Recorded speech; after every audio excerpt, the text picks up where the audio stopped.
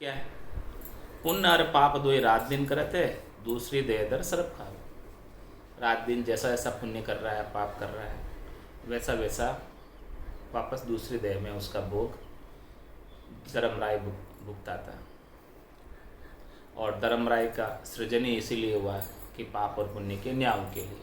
किसने पाप किया, किसने पुण्य किया, जिसने जैसा जैसा किया है उसे वापस भुगतान कराने के लिए धर्मराय ऐसा कार्य करता है। ऐसा होगा धर्मराय के पास। तो एक बात तो ये हो गई कर्मों की प्रधानता वाली बात हो गई कि कर्म की प्रधानता से जीव अपनी अपनी योनि प्राप्त करता है उन कर्मों को भोगने के लिए। और दूसरा मत है 100 ज्ञान में और हंस सांभळो मन की आस जहाँ जुड़ पाए। दूसरी बात ऐसी भी कही जाती है कि जहाँ मन की आशा रह जाती है, जहाँ वासना रह जाती है, अंतमति सोगति हो जाती है। अंत काल में होती वासना, जहाँ में वासा पाया कह सुखराम वासना ऊपर करा सवार। अब कौन सी बात सही है इसमें? पहली वाली बात सही है कि दूसरी वाली बात सही है कि कर्मों के अनुसार योनि मिलती है या वासना के अनुसार योनि मिलती है? दोनों बातें, दो प्रश्न खड़े हो गए। दो ही सही। अब महाराज बताएंगे कौन सही है। पहला प्रश्न ये किया था कि भाई जैसा सा कर्म करता है उसके अनुसार वो कर्मों को भुगतान कराने के लिए योनि दी जाती है उसे। और दूसरा, एक तो दी जाती है जबरदस्ती, यहाँ पर अपनी इच्छा से ले रहा है। उसकी वासना किस में है, उसकी रुचि किस में है, वो रुचि के अनुसार प्राप्त कर रहा है। यहाँ तो दूसरा मत में एक तो उसे जबरदस्ती दी जाएगी कि भाई तूने ऐसे कर्म किए और तू ऐसे भोगने के लिए इस योनि में जा, बेचता है। कौन धर्मराय? हाँ, तो वो बेचते हैं कर्मों के अनुसार। एक मत ये है, एक मत ये। दूसरा मत ये है 100 ज्ञान में और हंस सांभळो मन की आशा जो, जहाँ मन की आशा होती है अपनी स्वेच्छा से उसे कहता है कि इस योनि के अंदर सुख ज़्यादा है, मैं इस योनि में चला जाता हूँ। एक तो जबरदस्ती भेद रहा है धर्मराय, ये अपनी इच्छा से जाना, जहाँ वासना रह गई वहाँ चला गया। अब कौन सी बात सही है योनि प्राप्त करने के लिए? 100 ज्ञान में और अंश सांभळो मन की आस जहाँ जुड़ पाए। और ये बात भी कंफर्म करते हैं लोग, वो बात भी कंफर्म करते हैं, दोनों ही बात सही बता रहे हैं। तो दोनों ही बातें होती है, एक तो जबरदस्ती बेचता है, एक अपनी रुचि से चला जाता है। दोनों ही बातें, जिसकी रुचि जिसमें हो उधर चला जाता है। और जिसके कर्म जैसे हैं उसके अनुसार, उसकी रुचि कुछ नहीं है तो उसके कर्मों के अनुसार बेच देता है। अंतकाल में उसकी वासना के अनुसार जाता हो तो वो उसमें उनको जानने की वासना का तो फिर कर्म के अनुसार जाएगा। हाँ, अब देखो वो तीसरी बात आ रही है जो आपने कहा ध्यान नहीं वाली। अब वो ध्यान नहीं वाली बात महाराज कह रहे हैं, वेद सो फेर कतेब यूं कहते अंत सो बेर नहीं सुध काई। अंत समय में तो उसे सुधे ही नहीं है। जब अंत समय आया, प्राण निकले, उस समय तो सारे सुध बुद्धि बिसर गए, कुछ ध्यान ही नहीं, कुछ ध्यान ही नहीं। प्राण जब निकल रहे तो उसको सुध बुद्धि नहीं है, तो फिर कैसे उसकी वासना रही, क्या रही, कुछ ही नहीं। अंत समय में ऐसी स्थिति हो जाती है कि कोई सुध बुद्धि नहीं है, कुछ समझ ही नहीं है क्या करना है क्या नहीं करना। तो फिर वो वासना वाली बात तो या फेल हो जाती है। वासना तो फिर वो सुध बुद्धि नहीं है, तो सुध बुद्ध के साथ वासना है। अब कोई सुध बुद्धि नहीं है तो उसकी वासना कैसे? सो वेद सो फिर कतेब यूं कहते, वेदों में भी ये बात आती है, कतेब में भी ये बात आती है कि अंत सो बेर नहीं सुध काई। अंत समय में तो उसे सुधे ही नहीं, चला गया अंत समय में तो उसे कोई समझ ही नहीं है, कोई सुधि बुद्धि नहीं रही है। तो ये बात हो गई कि भाई वो कैसे, फिर ये कैसे कंफर्म किया कि वासना के अनुसार गया, ये बात यहाँ फेल हो गई। और जो पहली बात है उसको भी महाराज फेल कर रहे हैं। कैसे कर रहे हैं कि भाई जो जैसे जैसे कर्म करता है उसके अनुसार योनि प्राप्त होती है। तो उस बात को कैसे फेल कर रहे हैं? आद में जीव सब सेंग सो उपना ता देना कर्म सो कौन की है। प्रथम बार पहलम पोत जब सृष्टि की रचना हो उस समय सब जीव उत्पन्न किए, तो किसी को कौन सी योनि में डाला, किसी को कौन सी योनि में डाला, उससे पहले तो कोई कर्म थे ही नहीं। तो वो कर्मों के अनुसार फिर कैसे गए? इस बात का उत्तर दो मुझे। कहते हैं कि कर्मों के अनुसार योनि प्राप्त करता है, तो फिर प्रथम बार जब जीव उत्पन्न किए थे तो उनको किसको किस में डाला, किसको किस में डाला, किसको किस में डाला, इसके पीछे क्या कारण था? किसको देवता बनाया, किसको नर बनाया, किसी को पशु बनाया उस समय, तो इसका क्या कारण था पेलम पोत में? इस बात का जवाब दो सर। नहीं, अलग अलग क्यों बनाया? कौन सी आत्मा को क्या शरीर दिया, क्यों दिया ऐसा?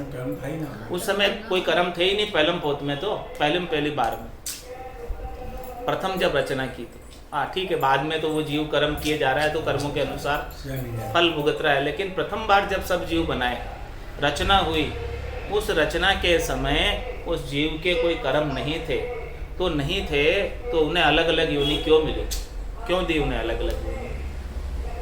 तो जो कर्म व प्रदान वाली जो बात है जिसके अनुसार जीव भुगताने के लिए पाता है, वो बात इससे कट जाती, वो बात इससे फेल हो जाती कि आदि में जीव सेंग सो उपना तादिना कर्म सो कौन किया? बताओ उस दिन कौन से कर्म थे, उसके अनुसार उसे योनि दी। और दूसरी बात वासना वाली भी, अंतकाल में सुधी नहीं है, क्या वासना है, कैसे जाएगा? दोनों ही बात फेल हो गई, दोनों ही बात सही नहीं है, दोनों ही बात गलत है कि न तो कर्मों के अनुसार योनि प्राप्त करता है और न वासना के अनुसार योनि प्राप्त करता है। इस तर्क से दोनों ही बात का काट आ गया है। तो दास सुखराम के लख 84 स्वर्ग और नरक में काहे दिया? बताओ क्यों दिया फिर उनको? किसी को स्वर्ग में क्यों भेजा, किसी को नरक में क्यों भेजा? पेलिम पोत में इस त्रिलोकी पूरी बनाई ना, तो किसी को कहाँ बैठाया, किसी को कहाँ बैठाया, किसी को कहाँ बैठाया, क्यों ऐसा बैठाया? सब जगह 3 लोग 14 भवनों में क्यों बैठाया अलग अलग जगह जीवों को पेलिम पोत में? तो इस बात का महाराज उत्तर दे रहे हैं। अब इसका उत्तर आ रहा है। प्रश्न तो हो गया, प्रश्न अपने आप में कट रहा है। प्रश्न दोनों ही प्रश्न हैं, दोनों ही बातें हैं। कर्म भी अपने आप से कट रहे कि भी पेलिम पोत में क्या कर्म थे। दूसरी वासना भी अपने आप में कट रही कि वासना के अनुसार योनि प्राप्त कर लेता है, तो भी वासना अंतकाल में सुध बुद्धि नहीं रहती है, तो क्या वासना लेके जाएगा? दोनों ही कट गए। तो अब महाराज इसका उत्तर दे रहे हैं इस प्रश्न का। पाप और पुण्य दोए भरम है जग में, पाप और पुण्य दोए भरम है जग में, मन की आस सोई साँच नाही। दोनों ही बात गलत है महाराज। न तो पाप पुण्य के अनुसार जाता है, केवल पाप पुण्य तो जीवों को डराने के लिए बनाए हुए कि भाई पाप करोगे तो आपको जहन्नुम में भेज दिया जाएगा, नरक में भेज दिया जाएगा, जबकि न कोई पाप होता है न कोई पुण्य होता है और न कोई मन की आस सच्ची। ये दोनों भ्रम डाल दिए सबने। भ्रम किस लिए डाले? ताकि यहाँ जीव नियम से चले, कानून से चले, मर्यादा में चले, डर रहे बस। डर जैसे बच्चों को डराने के लिए, हाँ कि भाई बाबा आ जाएगा अभी तेरे को उठा के ले जाएगा, माँ जैसे बच्चे को डराती है ना, वैसे ही यहाँ पर पाप पुण्य का भ्रम डाल दिए लोगों में। महाराज के न तो कोई पाप होते हैं न कोई पुण्य होते हैं। ये कह रहे हैं महाराज, बात ये कह रहे हैं, पाप पुण्य कुछ नहीं होते, क्योंकि वो है तो फिर पेलिम पोत में कौन से पाप पुण्य थे जो अलग अलग योनियां प्राप्त की? इस बात का उत्तर यहाँ आ रहा है ना। ये पाप और पुण्य दो ही भ्रम है, जो न तो कोई पाप है न पुण्य है, दोनों ही भ्रम की बात है। दोनों ही ऐसा आवरण डाला है कि जीव यहाँ पर सही से अपना व्यवहार करता रहे।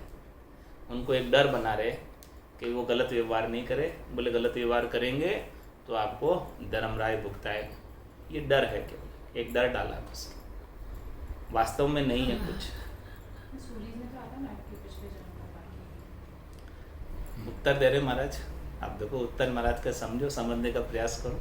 अब ऐसे अपनी बुद्धि नहीं है इतनी कि इस उत्तर को अपन समझ पाएँ, अपनी सामर्थ्य नहीं है इस बुद्धि की कि महाराज जैसी बात को अपन समझ पाए, लेकिन महाराज जो कह रहे हैं उस बात को अपने को समझने का प्रयास करना है कि पाप और पुण्य दो ही भ्रम है जग में। ये दोनों पाप और पुण्य भ्रम है, न तो कोई पुण्य होता है और न कोई पाप है। मन की आस सोई साँच नाही। अब मन की आशा करता है तो वो सच्ची नहीं होती। मन में तो सभी आशा करते हैं कि हमारे सब कुछ इतना हो जाए, होता है क्या? नहीं होता है, तो वो भी सच्ची नहीं है कि मन जहाँ आशा करेगा वहाँ चला जाएगा। आशा जहाँ वासा, वो भी बात सच्ची नहीं है, वो भी बात सच्ची नहीं है। मन की आस सोई सांच नाई। मन में तो अनेक आशाएं करता है, अनेक कल्पनाएं करता है, अनेक विचार करता है, लेकिन पूरे कितने होते हैं इसमें से? मन की आस कितनी पूर्ति है, कितनी पूरी होती है? थोड़ी बहुत पूरी होती है, हाँ, सब तो पूरी नहीं होती। तो महाराज हमारे दोनों ही बातें गलत है। पाप और पुण्य दो ही भरम है जुग में, जग में। मन की आस सोई सांच नाई। मन की आशा भी सच नहीं है, क्योंकि दोनों कट गए। पहले ही प्रश्न में दोनों ही बातें कट गई। बहुत प्रकार की सब और करनिया, मृग को जल है शिष्ट माई। और हमारे अनेक प्रकार की करनियाँ इस संसार के अंदर, जिससे लोग समझते हैं कि हम पुण्य हो रहा है हमारा, जिससे समझते हैं कि लोग हमारा पाप कट रहा है। तो न तो कोई पाप ही नहीं है तो कटेगा क्या, और पुण्य ही नहीं है तो होएगा क्या। तो मतलब बहुत प्रकार की सब और करनियाँ, मृग को जल है शिष्ट माई। इस संसार में जो करनियाँ की जाती है, क्रियाएं की जाती है पुण्य को उपाने के लिए या पाप को काटने के लिए, वो सब मृग जल के समान, वो भी सब भ्रम है। मृग जल मतलब वास्तव में उसका कुछ भी है नहीं। पानी दिखता है, लेकिन वो प्रतीत मात्र होता है कि हमारे पाप कट रहे हैं, ये प्रतीत मात्र होता है कि हमारे पुण्य बन रहे हैं, लेकिन वास्तव में न तो कोई पाप कट रहे न कोई पुण्य बन रहे। पाप हो तो कटे और पुण्य हो तो बंधे। महाराज के न तो कोई पुण्य है न पाप है, दोनों ही भरम है। ऐसा भरम नाका है। किस लिए नाका भरम? पेट भरण के कारण भरम उठायो कहाँ। पंडितों ने, विद्वानों ने पेट भरने के लिए ऐसा भरम डाल दिया कि आप ये सेवा पूजा करवा लो, पूजा पाती करा लो, ये जाप करा लो, ये महामृत्युंजय करा लो, ये मंत्र का जाप करा लो, इससे आपके जो भी विघ्न है टल जाएंगे, आपके ग्रह नक्षत्रों का दोष है वो टल जाएगा। तो महाराज शर्माने के ऐसा कुछ भी होने वाला नहीं। पानी तो मृग को जल है शिष्ट माई, ये दोनों जो है मृग जल है। बहुत प्रकार की सब और करनियाँ, मृग को जल है शिष्ट माई। इस प्रकार से महाराज माने कि जो करनियाँ की जाती है वेदों के अंदर बताई हुई, तीन लोकों में सुख प्राप्ति की, पुण्य उपाने की, ये सब करनियाँ महाराज फरमाने हैं कि मृग जल है, इनका कोई वास्तव में असर नहीं है, ये केवल एक क्षणिक है, नाशवान है। मृग जल क्या है? दिखता है, प्रतीत होता है, लेकिन वास्तव में कोई जल होता नहीं। इसी प्रकार से सारी करनियाँ जो माया की बनी हुई है, और ये पाप और पुण्य भी माया के, माया के पाप और पुण्य भी, और करनियाँ भी माया की। ये सब माया के अंदर, माया से बाहर नहीं है। ये सब हद के अंदर है, हद से बाहर नहीं है। ये महाराज बात कह रहे हैं। महाराज बात क्यों कह रहे? क्योंकि वो हद से बाहर हो गए। जो हद में है अभी, उनके लिए तो ये लागू होती है बात। पाप और पुण्य भी हद में रहने वालों के लिए लागू होता है। और जो हद से बाहर हो गए, जो इनके एरिया से ही बाहर हो गए, पाप पुण्य के एरिया से बाहर हो गए, भरम कर्म के एरिया से बाहर हो गए, इन करनी और क्रियाओं के एरिया से बाहर हो गए, इस त्रिलोकी के एरिया से बाहर हो गए, जो चौथे लोक का आनंद ले रहा है, उनके लिए ये सब भ्रम हो जाते हैं। लेकिन जो जीव इस संसार के अंदर रह रहा है, उनके लिए तो ये सत्य है, असत्य। तो ये बात महाराज कह रहे हैं, क्योंकि वो पहुँचे हुए चौथे लोक में पहुँच गए, तो पहुँच कर तो ये बात कह सकते हैं कि भाई देखो ये सब भ्रम है। जो नहीं पहुँचे उनके ऊपर तो असर होता, जो पहुँच गए उनके ऊपर इनका कोई असर नहीं, क्योंकि वो इनके एरिया से बाहर हो। इसलिए ये बात कह रहे हैं कि भाई पाप और पुण्य दो ही भरम है जग में, मन की आस सोई साँचना है। क्योंकि मन के एरिया से भी बाहर हो गए, मन भी वहाँ नहीं पहुँचता है, वहाँ वो आत्मचेतन पहुँचा हुआ है अपने निरंजन निराकार पद में, चौथे पद में, आनंद पद में, केवल पद में जो वह पहुँचे हैं, उनके लिए सारा गौण हो जाता है। उनके लिए इन सब का महत्व तो समाप्त हो जाता है, करनी और क्रिया का महत्व तो खत्म हो जाता है, पाप पुण्य का महत्व तो खत्म हो जाता है, क्योंकि उनका खत तो पहले से ही फट जाता है। उनका तो उनसे कोई लेना देना रहता ही नहीं है, नए कर्म भी नहीं बांधते, संचित कर्म भी सब उनके समाप्त हो जाते हैं। मतलब वो उस एरिया से ही बाहर हो गए, जहाँ काल की पहुँच थी, जहाँ हद थी, बेहद थी, उन सब हद बेहद काल की पहुँच, कर्मों की पहुँच से वो बाहर हो गए, वो एरिया से बाहर निकल गए। तो बाहर निकल गए तो अब उनको तो सारे भ्रम ही दिखते हैं कि ये सब भ्रम है, क्योंकि हमको तो भोगने नहीं अब इनको, हम तो इनसे ऊपर उठ गए, उपराम हो गए, बाहर निकल गए इनके एरिया से। तो ये सब झूठ है। जो बाहर निकला उसके लिए झूठ, जो अभी इसकी हद में है उसके लिए सच। ये अंतर हो गया। तो महाराज कह रहे हैं इस बात को बाहर निकल कर कह रहे हैं, पहुँच कर कह रहे हैं, चौथे देश में पहुँच कर फिर कह रहे हैं ये बात कि पाप और पुण्य दो ही भ्रम है जग में, और मन की आस सोई साँच नाही। बहुत प्रकार की सब और करनियाँ, मृग को जल है शिष्ट माई। इसलिए महाराज समझे कि जितनी भी करनियाँ हैं वो सब मृग जल के समान है।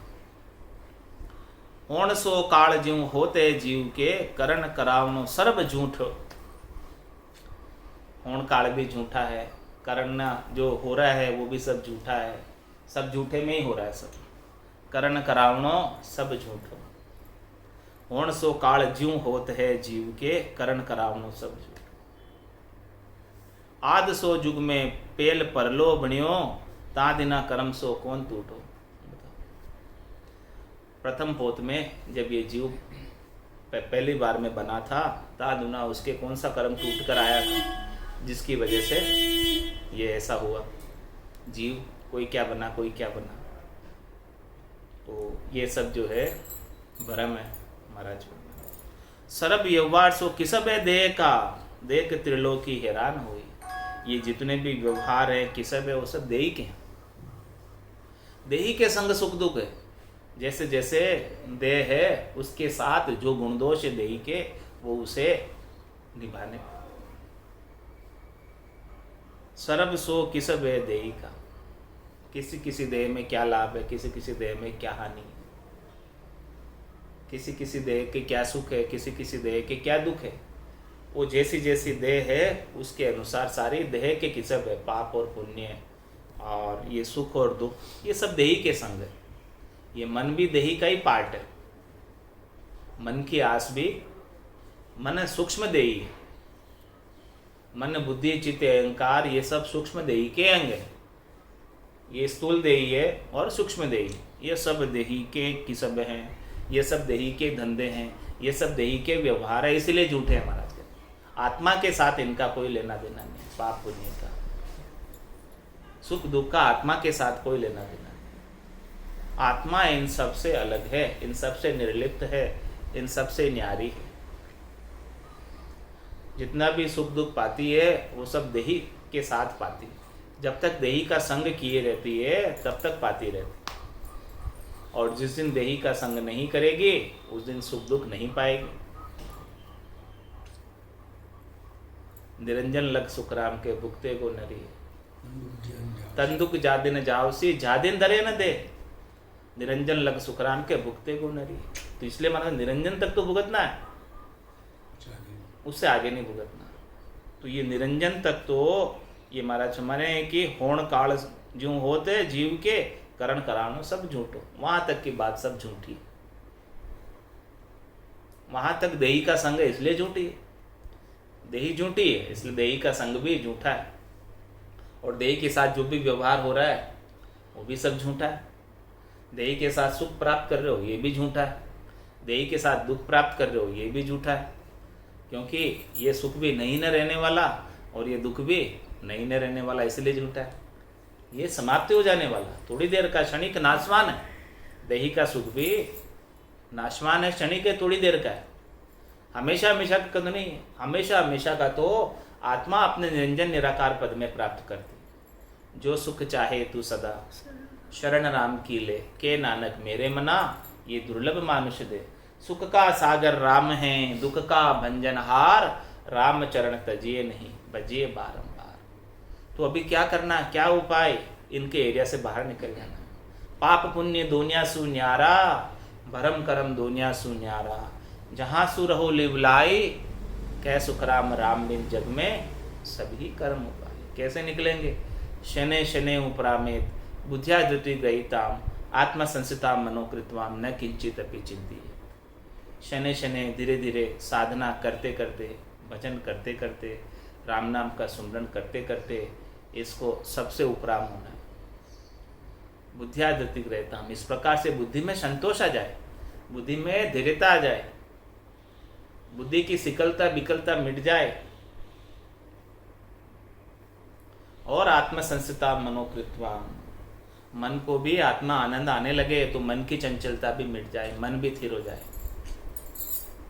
और न किंचित अपि चिंती है, फिर किसी भी किंचित मात्र भी चिंता की बात नहीं है। फिर न तो पाप का भय सताएगा न पुण्य का भय सताएगा। जब इससे ऊपर उठ जाओगे तब आपके लिए भ्रम होंगे। जब तक तो इनके संग रह रहे तब तक तो सच्चे है, और इससे ऊपर उठ गए तो फिर ये भ्रम के समान हो गए। तो इसीलिए महाराज फरमा रहे हैं कि करण करावणो सरब झूठो, आद में जुग सो पेल परलो बनियो, ता दिन कर्म सो कौन टूटो। पहलम पहली पोत के अंदर कौन सा कर्म टूट कर आया था, बाकी निकल कर आया था। टूट का मतलब बाकी निकल कर आया था। इतने पुण्य थे, ये बाद लगाकर बाकी निकल कर जो चीज़ आई वो क्या बाकी निकल कर गई। इतने पुण्य थे, इतने भोग लिए, इतने बाकी है। इतने पाप थे, इतने भोग लिए, इतने बाकी है। तो वो कौन सा था पहले दिन में टूट कर बाकी निकल कर आना, तो वो तो कोई बाकी था नहीं पहलम पोत में। इसीलिए महाराज माने ये सब झूठे हैं। सरब व्यवहार सो किसब है देखा देख, त्रिलोकी हैरान हुई। ये सब किसब के व्यवहार है, ये सब सुख दुख जो प्राप्त हो रहे हैं इसको त्रिलोकी देखकर हैरान हो रही है। इसीलिए महाराज माने कि सुख दुख दोनों अज्ञानी के। जब तक ऐसा ज्ञान प्राप्त नहीं होता है, अज्ञान अवस्था रहती है, तब तक ये सुख और दुख दोनों प्राप्त होते रहते हैं। ये सुख और दुख दोनों मन की सापेक्षिक अनुभूतियाँ हैं, और इसे सापेक्षिक अनुभूतियाँ कब होती है, जब तुलना करते हैं अपन किसी से, अपनी कंपैरिजन करते हैं कि देखो उसके पास इतना, मेरे पास इतना सा, तब दुखी हो जाते हैं। और मेरे पास इतना, उसके पास इतना सा, अपन सुखी हो जाते हैं। तो ये त्रिलोकी पूरी इसमें हैरान हो रही है, सुख और दुख में, इन नाशवान चीज़ों के लिए। ये सारी संसार की नाशवान चीज़ें आपको परमात्मा ने केवल थोड़े समय के लिए उपयोग करने के लिए प्रदान की है। थोड़े समय बाद इसको सबको छोड़कर जाना। आप इन सब चीज़ों के मालिक नहीं हैं, इसके मालिक तो केवल एक नियंता परमात्मा ही है, और सब इसके मालिक बन जाते हैं, इसीलिए फिर दुखी और सुखी होते हैं। इसीलिए दुखी सुखी होते हैं। तो महाराज फरमाने हैं कि इनके साथ लगकर नाशवान वस्तुओं के साथ, नाशवान शरीर के साथ, नाशवान सुखों के लिए पूरी त्रिलोकी हैरान हो रही है। ग्रह का दुख व्यापे नहीं, ग्रह का दुख व्यापे नहीं, जे राखे हरि विश्वास, रामचरण ले आप सिर ताते भुगते, आप सिर ले लेते हैं। तो ता दिन कर्म सो कौन टूटो, सर्व व्यवहार सो किसबे देखा, देख त्रिलोकी हैरान हुई। महाराज भाई इन सब किसब को, व्यवहार को देखकर पूरी त्रिलोकी, केवल मृत्युलोकी नहीं, देवता भी हैरान है और राक्षस भी हैरान है, सब हैरान है। स्वर्ग भी हैरान है, नरक भी हैरान है। ये तीन लोक भवन चतुर्दश एक काल को ग्रासा, कोई भी थिर नहीं है, न स्वर्ग थिर है, न मृत्युलोक थिर है, न नरक थिर है। सब चले ही जाने वाले हैं, इसलिए भ्रम है। चले ही जाने वाले, हमेशा तो रहने वाले नहीं है, इसीलिए भ्रम है, इसीलिए झूठे हैं। हमेशा रहने वाले हो, स्थिर हो, तो फिर झूठे नहीं। सबको छोड़ना पड़ता है वो पद। थोड़ी देर के लिए सुख भी मिल जाएगा तो स्वर्ग में रह जाओगे, फिर स्वर्ग से उतार दिए जाओगे जब सुकृत खत्म हो जाए, तो वापस उतर गए तो हमेशा कहाँ रहा, हमेशा रहेगा तो वो सही है। हमेशा तो केवल एक आनंद पद रहता है, परम पद रहता है, संतों का देश रहता है, रामजनों का देश रहता है, चौथा देश रहता है। ऐसे चौथे देश को जिसने प्राप्त कर लिया, उनके लिए पूरी त्रिलोकी भरम होगी। तो सर्व व्यवहार सो किसब है देखा देख, त्रिलोकी हैरान होई। दास सुखराम के जीव तो ब्रह्म है, पाप और पुण्य न लगे कोई। महाराज सम्मान, ये जीवात्मा तो ब्रह्म है स्वयं, इसको न तो पाप लगता है न पुण्य लगता है। पाप और पुण्य सब देही के साथ, और वापस देही धरकर ही देही भुगतती है। मन ही दुखी होता है, मन जो देही का अंग है। आत्मा इन सब से निर्लिप्त है, निर्विकार है। आत्मा अजर है, अमर है, अविनाशी है। बस वो आत्मा के संग जब तक ये देही लगी हुई है, मन जब तक चिपका हुआ है इसके साथ, तब तक वो जन्म मरण में आ रहे।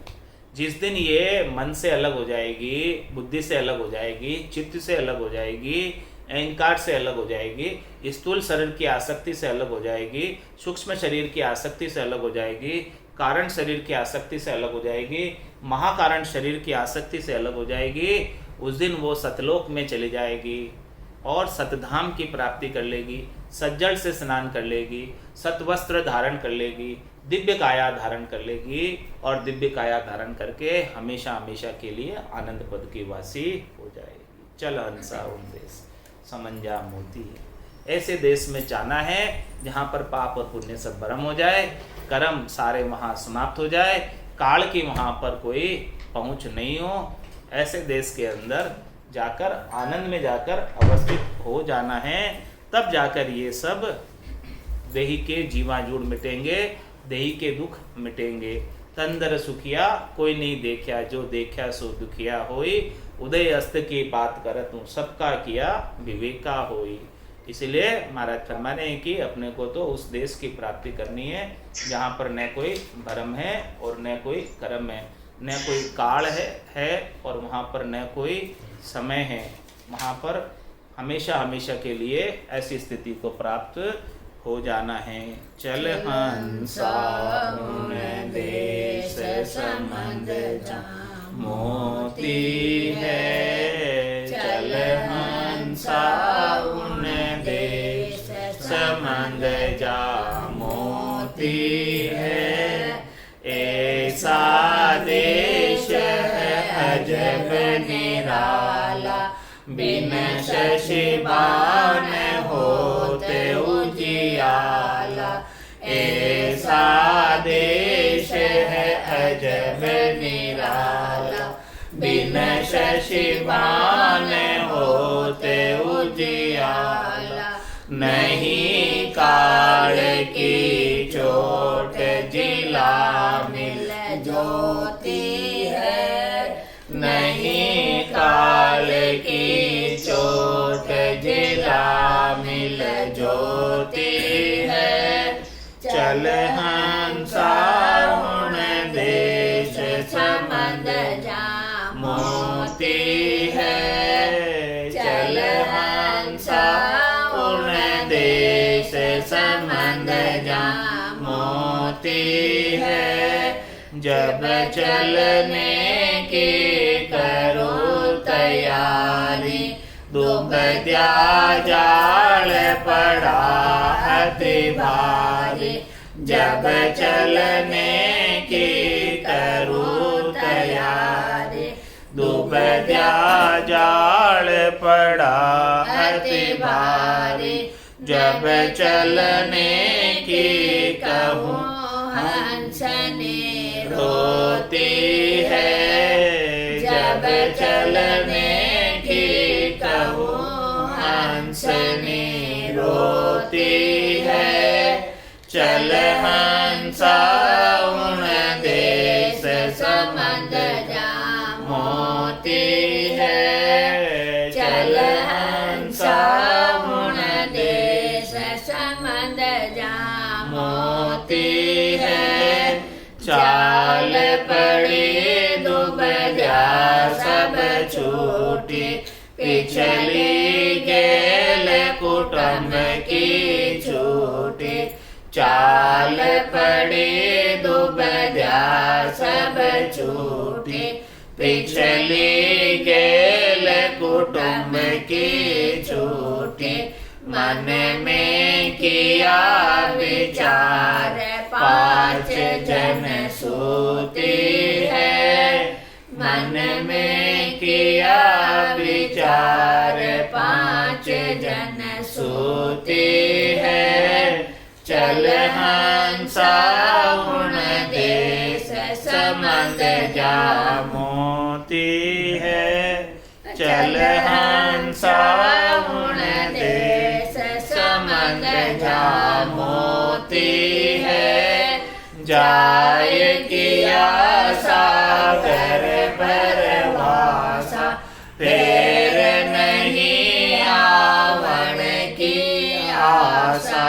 जाय किया सागर परवासा, फिर नहीं आवन की आशा। आशा कहत कबीर विचार मौत सिर झुकती है कहत कबीर विचार मौत सिर झुकती है चल हंसा देश समंद जा मोती है चल हंसा देश समंद जा मोती है बोलो राम सद्गुरु देव जी महाराज ने धन्य हो परम दयाल सद्गुरु सुखराम जी महाराज ने